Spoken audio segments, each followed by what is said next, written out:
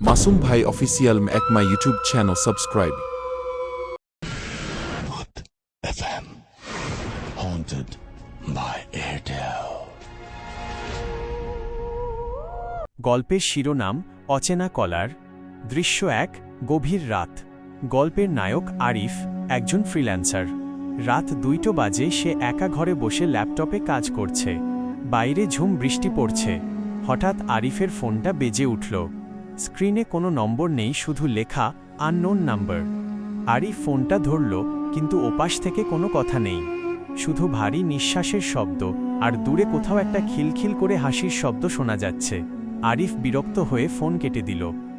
দৃশ্য ২, video call. ৫ minute পর এবার ভিডিও কল এল। কৌতূহলবশত আরিফ কলটা ধরল।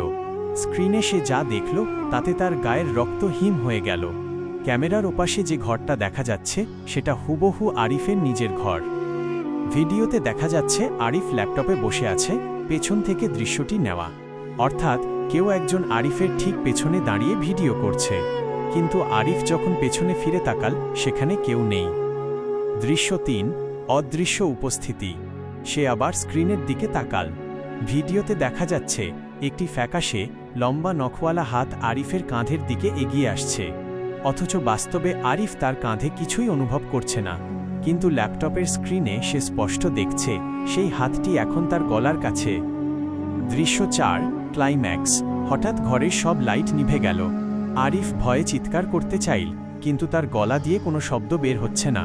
সে ফোনের ফ্ল্যাশ লাইট জ্বালালো।